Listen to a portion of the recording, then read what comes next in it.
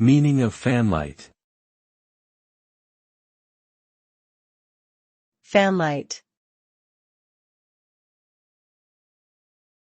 Fanlight. Fanlight. Fanlight. A fanlight is a small window, usually semicircular or semi-elliptical in shape, that is located above a larger window or door. It is often decorated with intricate designs and patterns, and traditionally made from leaded glass. The purpose of a fanlight is to allow natural light to enter a room while maintaining privacy and security. Fanlights are commonly found in Georgian and Victorian architecture, and can be seen in both residential and commercial buildings. They are considered a classic and elegant feature that adds character and charm to any building.